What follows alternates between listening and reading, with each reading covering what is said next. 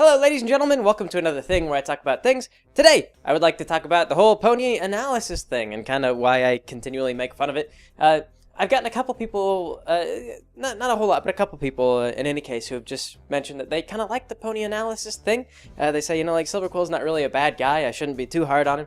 And I don't really have anything against Silver Quill, honestly. He seems okay. He seems pretty laid back. One of the reasons why I make fun of him is because I'm told that he's one of the few analysts who will not get angry about it. But the analysis thing is I don't really understand how it got to be so big. I think that Digibrony was one of the biggest ones, one of the more popular ones early on, and Digibrony turned out to be just a little bit out there sometimes. But even Silver Quill, analysis kind of has its place when it comes to, works of entertainment or what have you. But then there are times when they do things that I think don't really make a whole lot of sense. And there are times when this whole concept of analysis can get to be harmful. One of the biggest things that I worry that analysis does for some people is that when you get someone, or you get people, and you encourage them to sit and think about something and explain why they like a thing. They've actually done studies where they'll give people a set of posters to choose from, and a lot of people they'll go and they'll choose something that looks very pretty. Like they'll pick a picture of a cat, and there'll be fireworks in the background and whatever, and they just grab that thing and they go home with it and they're very happy they got this poster. But if you stop them and you tell them that, okay, you have to choose a poster and then you have to explain why you chose it, they'll think more. And then they'll look for a motivational poster or something like that. They'll get a cat, it's hanging onto the limb, and says, hang in there. And so they get the thing and they explain, well, I wanted a poster that would motivate me, so I got the hang in there poster. And then afterward, it turns out that the people who were happier were the people who just had the exploding cat poster. The cat with the explosions was better than the cat that was trying to motivate them. Because when you let people just choose things, following their emotions, you just let them make emotional decisions, they tend to make a decision that makes them happy, as opposed to a decision that logically makes sense. So the analysis thing, if you're not careful with it, if you spend a lot of time overanalyzing and trying to just pierce something that you love, what you're going to wind up doing is you're going to wind up overthinking, and you're going to start to come up with reasons that you like the show that really just aren't there. You start to say things like Silver Quill. I actually made fun of this. Silver Quill, he's looking at the castle, this crystal castle that's come in, and at the end of the 4th season after T-Rex got zapped by the toy placement. And anyway, so they're looking at this, and he goes, yeah, it's gaudy and it's ugly and it looks like a evil villain's fortress. And these were all kind of good points. If you follow, that's a valid point of analysis when you kind of look at why does it not really fit? It's because crystals, the crystal thing, it looks kind of cold. It looks kind of unfeeling. It was all a bunch of purples and sort of dark colors, which, adds to that sort of, it's sort of looked like an evil villain's castle. I can follow his logic on that. But then he goes on to say that he feels that the show is going to evolve and the rest of Ponyville is going to change to match the aesthetic of the castle, which at present looks like just a giant sore thumb, because it's just this gigantic piece of crap, crystal jutting out in the middle of this little romantic this little idyllic village or whatever. So he goes on though, he kind of he puts this analysis where he talks about it's okay, everything's gonna be okay because you're gonna get this, this is evolution. I'm prepared for this evolution, and that sort of thing. It's really coming out of nowhere. He's trying to like the castle or something like that. He's trying to kind of logically explain to himself why it's okay or what he wants to see. And truth be told, I think that if you're gonna watch the show, you shouldn't have to like every aspect of it. I mean, if you like any other show, if you really loved Freakazoid, there might be episodes of Freakazoid that you like, there might be jokes on Freakazoid that you really love, but there might be jokes that fell a little bit flat for you, or there might be episodes that you thought were kind of boring. I really love Freakazoid, but there were episodes or jokes in Freakazoid that I just, thought fell a little bit flat. And if you're going to analyze something, what you really need to do is kind of a more technical sort of thing. You need to be looking at more from the perspective of the writers and the creators and what it is that they were actually trying to do. And not in context of what is their broader, greater meaning in a metaphysical sense, but more just like what kind of constraints were they working under, how much time did they have to write this episode, like did they have to rewrite things, what was the director going for. This can be hard to really understand. This is one of the things that's that I think makes the analysis community for My Little Pony, it's kind of doomed to be a little bit weaker than, say, like what Red Letter Media does. Like, if you look at Red Letter Media, the guys who do Plunkitt reviews, if you haven't seen that, they do these really fantastic reviews on episodes 1 through 3, the prequels of Star Wars. And they just do these he does this incredibly fantastic review, because he does this very in-depth analysis where he watches like the making of commentary, and you see like George Lucas sitting there, and anyone who said that this was all part of a vision for George Lucas, it unravels as soon as you watch George Lucas actually commentating on the production of his own film, because they do the showing, and he's just sitting there, and everyone just looks aghast with what they've produced. Like, it didn't come out as a very good movie, and they know it. And George Lucas is sitting there, and he goes, "We've done such a bad job that we actually can't edit any of the bad parts out, because all these bad scenes flow together, and if you remove one, then the one that follows won't make any sense." And so they're kind of trying to figure out how they can salvage the movie, and it's like this is it. We've just got this terrible movie. Maybe we can just ride the brand recognition, but it's not going to impress people. They knew it. I mean, they knew it at the time. You could tell that they knew it. But anyway, Mr. Plunkitt Reviews, if you haven't seen that, I recommend looking it up, because that's a really good example of analysis. It doesn't just look at the production of the movie. It also looks at some of the human aspects of it, kind of the way that George Lucas's team maybe functioned in a social way. Like, why did people maybe not tell George Lucas that this film was not going well as they were producing it? Some people probably should have stepped in. Like, he makes this case a lot. He goes, a lot of people in a lot of points should have stepped in, and they should have told George Lucas, don't do this, it's not a good idea. But nobody did, because George Lucas was too powerful at that time. Analysis, it's very valid. He also does the same thing for Titanic. It's really fascinating. It's a really good look. And you could probably do this sort of thing for My Little Pony if we had that kind of insider information. If you could get like a DVD that had a sort of insider reel that explained that, like, sat down with Lauren Faust, and what I assume is that Lauren Faust probably has a non-disparagement agreement with Hasbro, which is why she never has really talked about why she split with them. The non-disparagement agreement, what that does is basically it says, you don't talk about Hasbro, Hasbro won't talk about you, and maybe they don't have any real bad blood between them, but it's just kind of seen, it's like a professional courtesy, and if you violate that agreement, it looks bad the next time you apply for a job. So it's just sort of a professional thing, and that's why you never hear from Lauren Faust. But I think if they ever made like a DVD, and Hasbro said, okay, let's sit down and you can talk about the production process, and we can say what went wrong, you might find that, like, maybe there was a bit of clash between marketing and the creative teams behind the My Little Pony show. And you could kind of get a real interesting look, I bet, at the corporate culture and kind of the way that the company is structured and the way that they produce shows. Because the My Little Pony show is not the only show that they produce. This would be a fascinating thing probably even for shareholders. Like, if you were to do really serious pony analysis, there'd probably be a lot to learn, because you would be able to get into how and why DHX or Hasbro does some of the things that they do.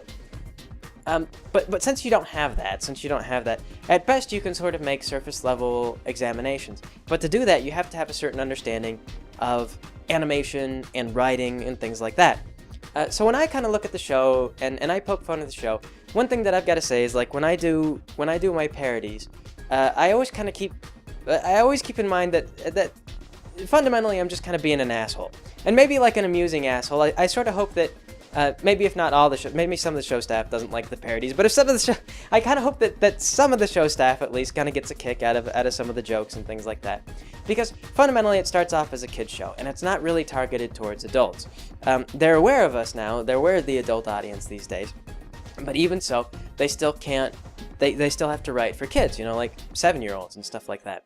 And they've said this, like, if you look at tweets from the writers, occasionally you get people who are mad and they're like, oh, I demand more from My Little Pony. And the writers they just tell them point blank, you can't get more. It's for 7-year-olds. Like, it's not gonna be like a political sort of thing. You're never gonna have Princess Twilight Sparkle getting into sort of this, like, there's not gonna be any kind of Machiavellian conflicts or anything like that. She's never going to kill Princess Celestia to steal the throne, or, you know, like, there's not gonna be any fratricide, you know, to fight for political power or anything like that.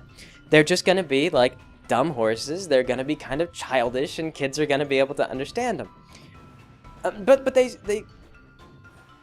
like I say, in spite of that, they don't really have that more adult sort of writing.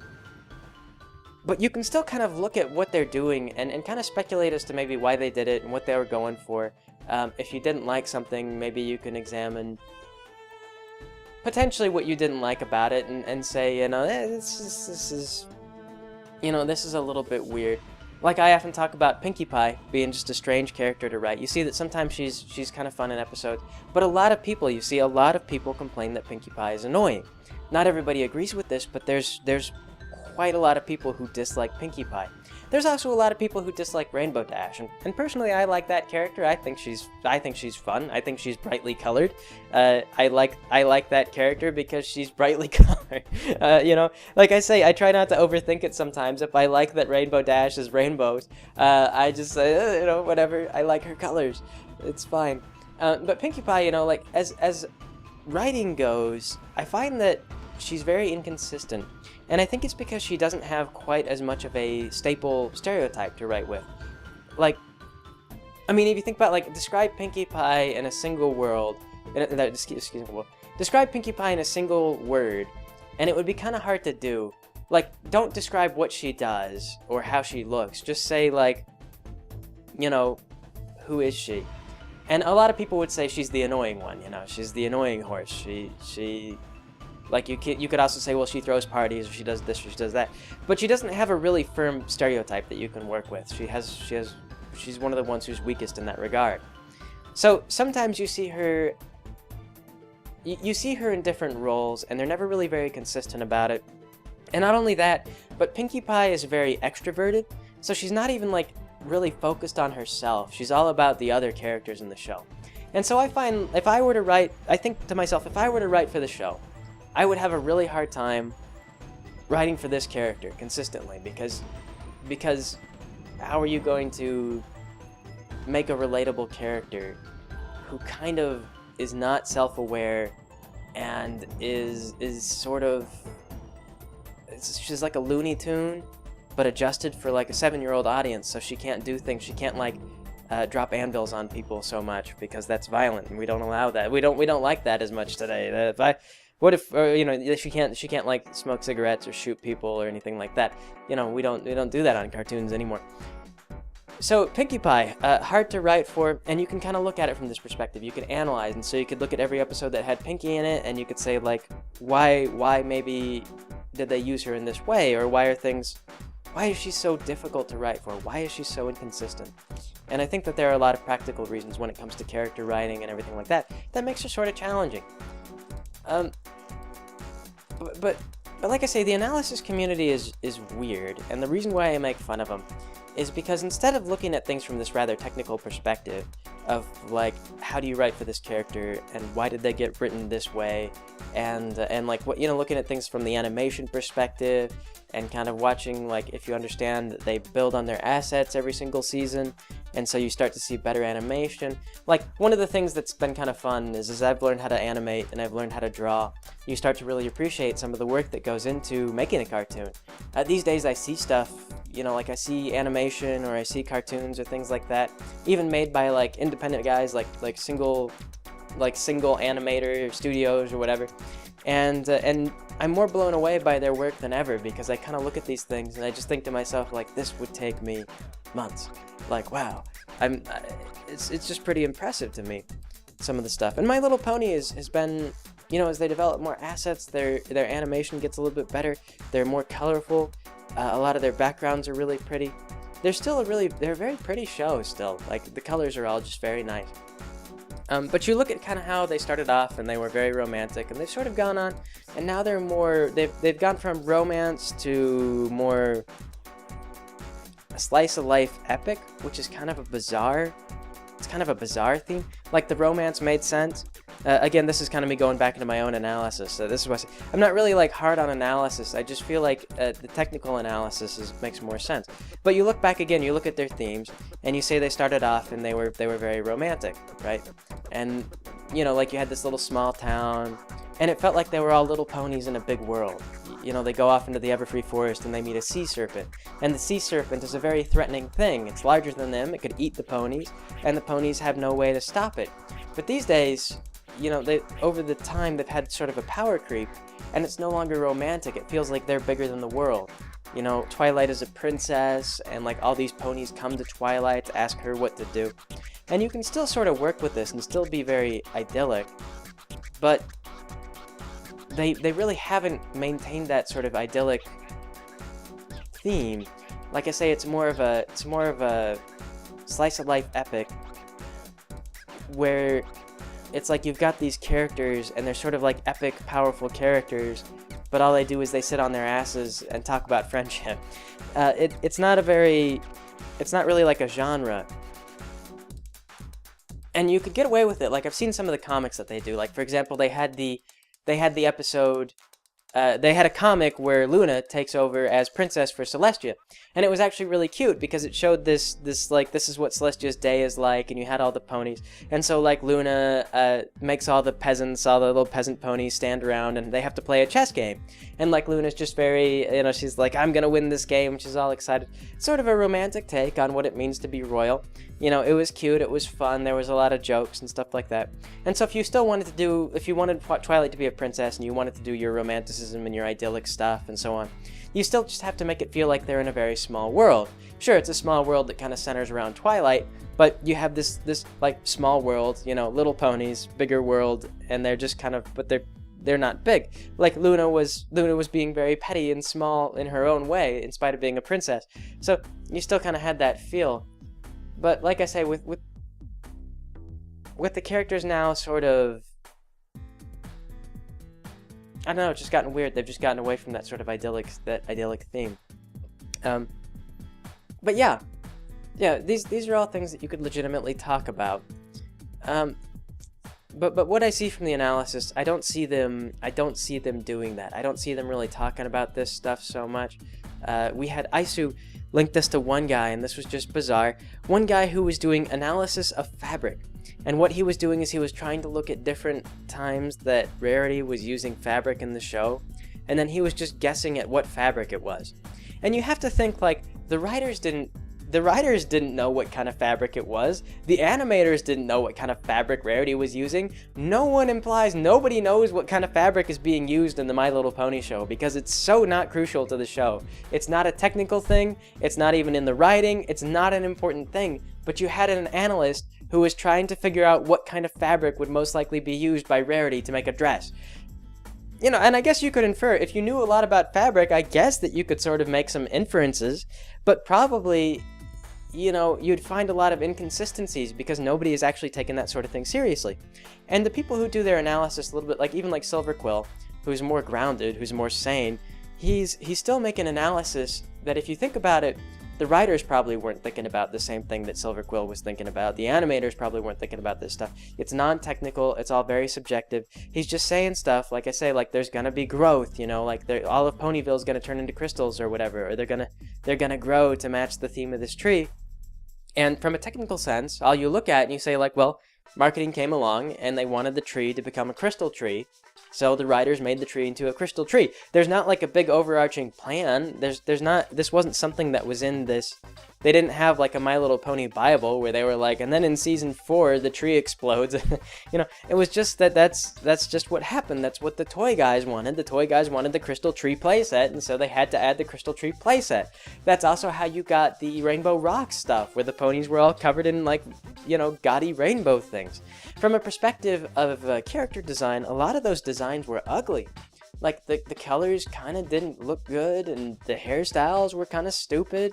It just, you know, I don't see that someone really sat down and very willfully designed this stuff What I see is that someone in the toy division, made a toy, and then they tried to get the toy into the show, and the toy was kind of ugly, and so the show example of the toy was kind of ugly, and so it's just all kind of ugly, and it wasn't like there was a big unified goal or a big unified purpose. From a technical perspective, it looks very much just like, these people are working stiffs. They do a job.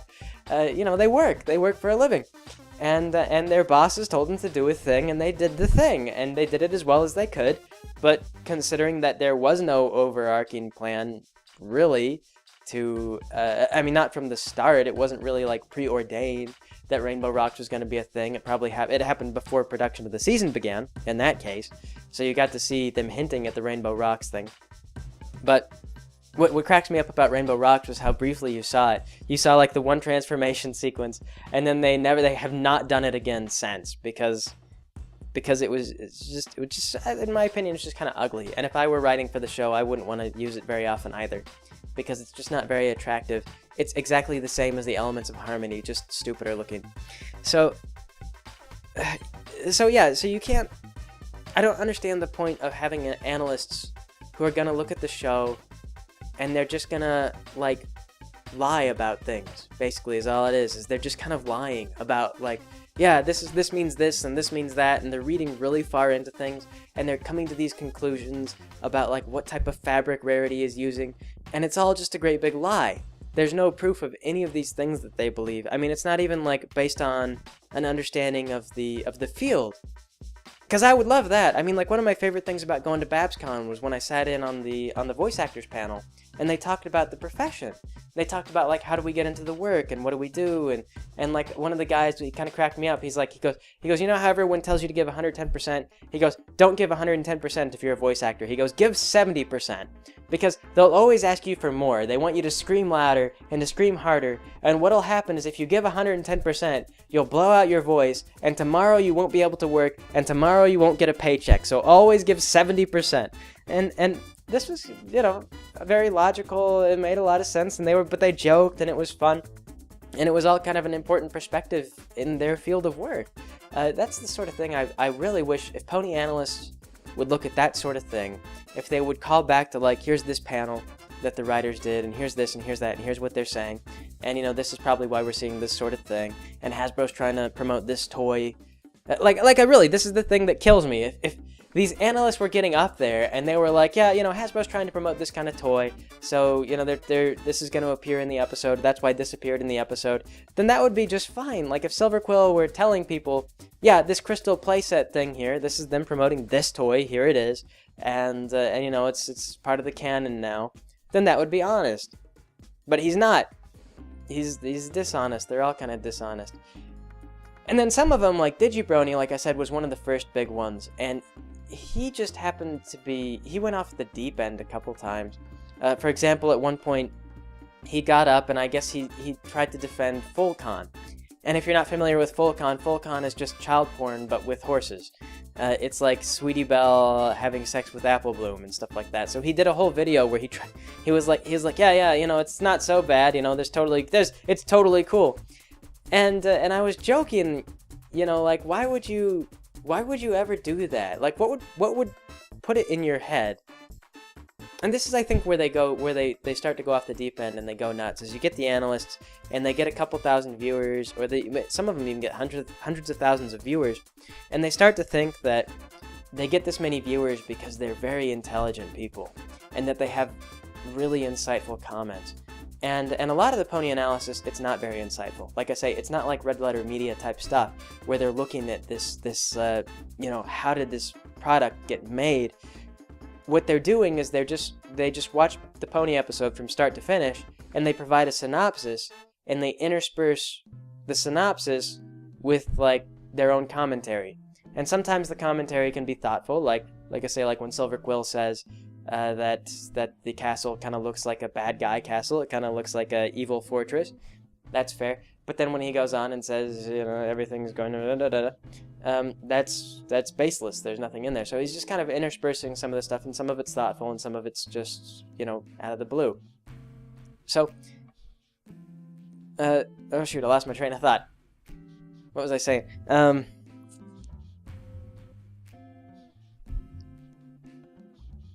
I can't think. Oh, yeah. So anyway, though, so they do this sort of stuff, and they're kind of they're providing the synopsis, and people tune in because it's My Little Pony, and they like My Little Pony.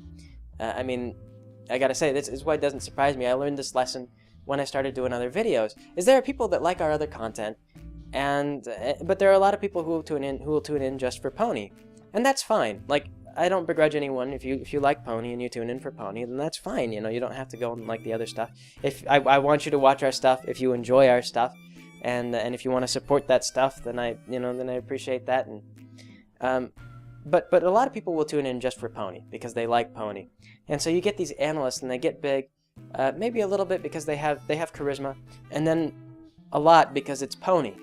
And so I think that they get it in their heads that it's all them, you know. It's not that it's Pony, it's that I'm also really brilliant and that I'm really smart and I'm very insightful. And then they, like, I guess this is how Digibrony tricked himself into thinking that people were going to want to know what he thought about some particular fetish. And it was kind of a fetish that a lot of people would have a very dim view of. So he got up there and he defended his fetish on YouTube. He posted this video. He's taken it down since, but he got up there and he posted his Full-Con fetish. Or I don't know if he had a fetish for it, but he defended Full-Con in any case. And then got huge backlash for it because people, for a lot of reasons. You have to imagine that when people tune into your shows, they're really not tuning in to see your opinion on your fetish. Like, they want to see Pony. I mean, in the case of the analysis, they want to see Pony. So they want to see him analyze Pony. They don't want to see him analyze Full-Con. They want to just see him analyze the show.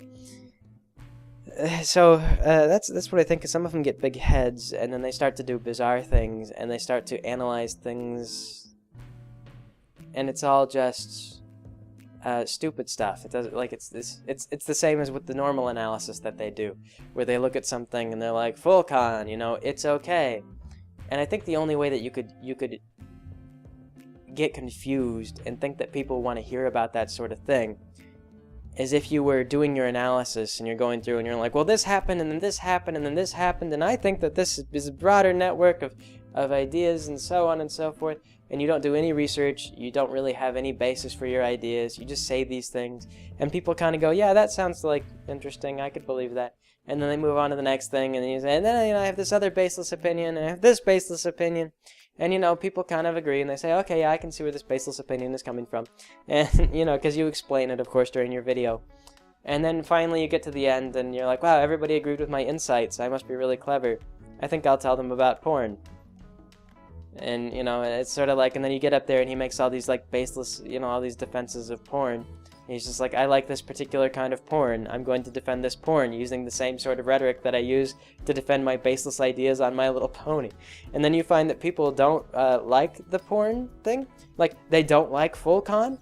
So you can get up there and you can talk about, you can do the same thing with this fetish that you do with the My Little Pony show, and lo and behold, people don't support it because they don't like Full-Con like they like My Little Pony, and therefore they're not willing to go along with some weird baseless analysis you have of Full-Con. So, you know, the analysis thing, it can be good, but a lot of the Pony analysis that you see is not really analysis. It's more like they do synopses, and then they just kind of do speculative, you know, hand-waving, and this is going to happen, and I think a meteor is going to fall out of the sky, and I think that Finn from Adventure Time is going to make a cameo, and you could just say anything you feel like. And as long as you're kind of entertaining about it, then I think people would watch. You know, I mean, like, that's part of the thing that's weird about YouTube. No, I mean, not just YouTube, a lot of things, but YouTube sort of perpetuates this, where if you start to get popular, what YouTube will do is it will start doing recommended video, where it's like, this guy has 100,000 views, he must be interesting, and it'll start to recommend to everybody else. So you get like Silver Quill, for example. He could probably really just start phoning it in.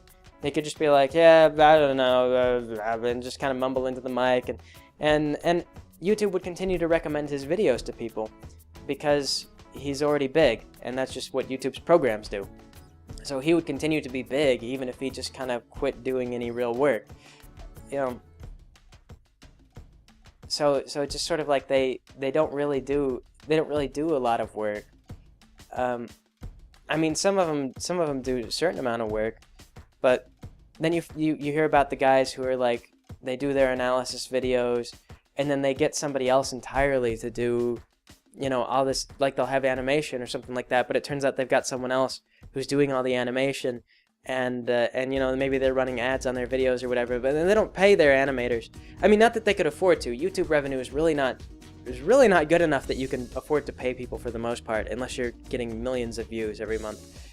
But they just have people that come on and they do all the hard work, they do all the heavy lifting, and then the talking head is the only guy who really gets any reward, any fiscal reward. I guess other people get some recognition in terms of fame, but it's just strange. Like I don't know. It's just a weird thing.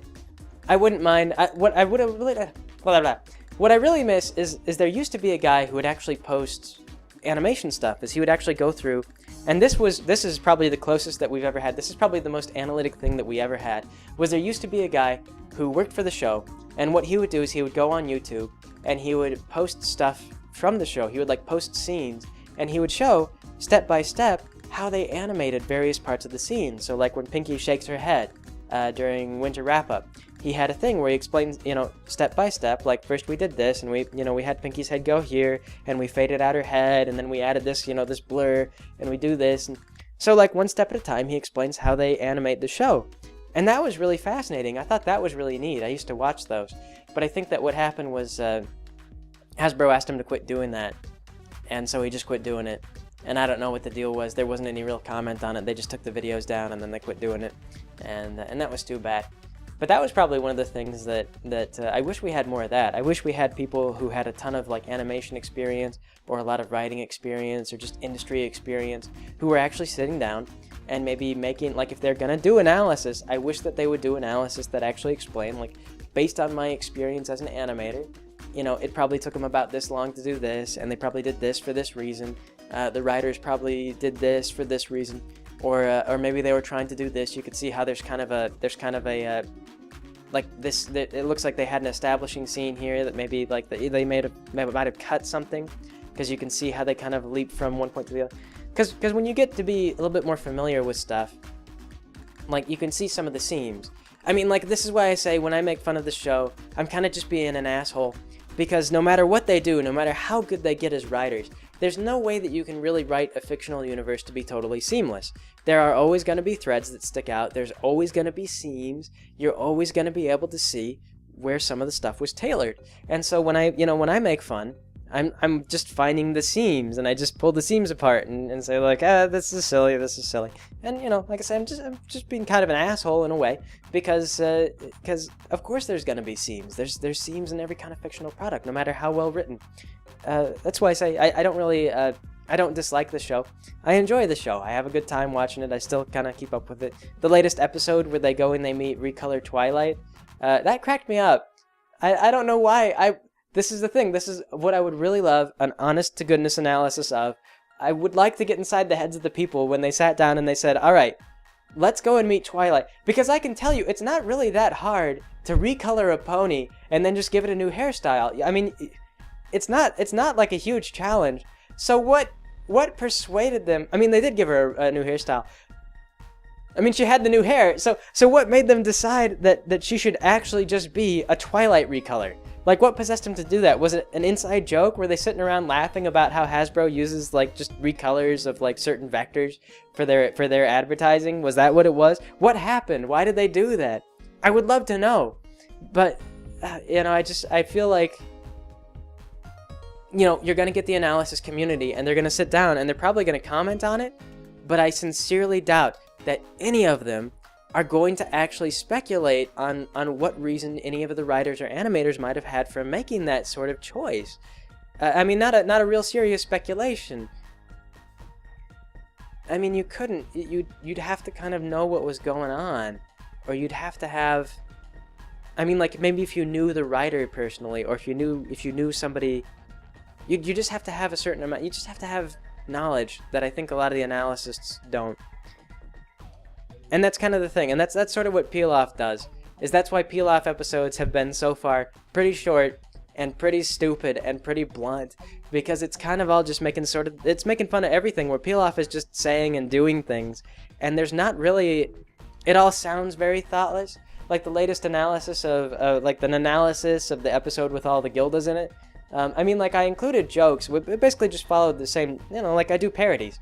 And so I just did a parody, but with analysis format, where I had, like, Sam Brownback instead of Pinkie. Because I feel like that message, you could construe it in a couple different ways. I mean, like, people actually sent me some emails, and they're like, I didn't really see the episode that way. You can tell that the writers were sort of going for a different moral. And yeah, I can tell that there was a different moral that they were going for. But it's really easy to kind of see the more... the more right-leaning sort of perspective. If you see it it wasn't very hard to see it the way that I depicted it at all, which is why I made fun of it.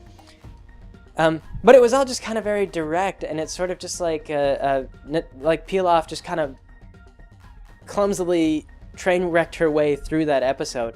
There's all kinds of details that got left out. Somebody commented, like, you didn't even comment on the statue. And it was like, whatever. The statue was a joke in there. It was kind of cute, but the point is I'm just clumsily train wrecking my way through this episode, and I get to the end, and there we go. Maybe a little less baseless than what a lot of analysts do. Also, too, the analysis thing, if you're wondering about that, that's because as we were talking about this stuff in the stream, I could not say analyst for some reason. I kept stumbling over the word. It just got to be like pony analysis, pony analyst, pernicious anomalies, and so on and so forth. I couldn't say it, so it just became analysis because I couldn't say the word. That's where the analysis came from, and that's also why Pilaf has a banana on her butt, because I just kept saying analysis, and so everything became analysis. Somebody was very clever. This wasn't the case, but somebody was very clever, and they were like, oh, like banana analysis, banal analysis. I get it, clever. And they outsmarted me. You were cleverer than I was. I didn't think of that at the time. But yes, but that's what it really was all about. That's why we do the banana analysis, because banal analysis. Yes. It was that clever. But yeah, this like I say, I think that sometimes the analysts are outsmarting the writers when they're. I mean, you could maybe not say outsmarting, but they're definitely trying to see more into the show than what's actually there. And fundamentally, I mean, it could be fascinating. Like I say, like if you really look at this whole deal, I mean, like how many times do you have a show for 7-year-olds that is really appealing to adults for some reason, and then you're expected to somehow maintain both demographics? Like, how do you write for 7-year-old girls and like 20-something males simultaneously? How do you do it? I mean, like that just one of those things, like an analysis of how exactly the writers are trying to tackle that sort of question. That's something I'd love to know. But I just don't think the analysis community is doing that. I think that mostly what they do is that they overanalyze stuff, and they're trying to get people to go home with motivational cat posters instead of the cat poster with the explosion. They're trying to get you to overthink things because they want to be like, clever or smart, and this is just sort of what they do. And I mean, it's not all bad. If you enjoy it, I mean, like, if you just find that, like, Silver Quill is charismatic and you kind of like the analysis thing, then that's fine. I mean, it's all entertainment, fundamentally, so if you find it entertaining, and if you like some of the ideas that they throw around, like I said, not all of them are bad. I agree with Silver Quill on some of the things that he analyzed, on some of his takes on things. I disagree with some of his other takes. But like I say, one of the things there's just so much that's weird about it. And I don't understand why it is that sometimes it seems like they want to like the show at all costs. I think that every now and then you have to just accept that some of the episodes are going to be really terrible and you're not going to like them. I mean, like, I didn't really like Over a Barrel. I didn't like Owl's Well That Ends Well. And, I enjoy the My Little Pony show, but I don't have to love everything about it. I don't, it's, some are hits, some are misses. Yeah, so, in great detail, those are my thoughts on the analysis thing. A long episode, very rambly today. Yeah, but not particularly trying to give anyone a hard time. I just feel like, analysis has a time and a place. And the pony analysts are really just fundamentally failing to achieve any of the things that they should be doing if they want to call themselves analysts. What they really ought to call themselves are like It should just be called Pony Synopsis. Really, it shouldn't be called Pony Analyst. Pony Analysis. Shouldn't be called Pony Nanners, because they're not nanalyzing the show. They're just kind of providing a synopsis and then injecting a little bit of commentary over the synopsis. It's not anything like what it's not like Red Letter Media. It's not like they're not like real reviews. Most of the time. But anyway, though, I guess that'll be it for today. Thanks for joining me, everybody. You guys have a good day.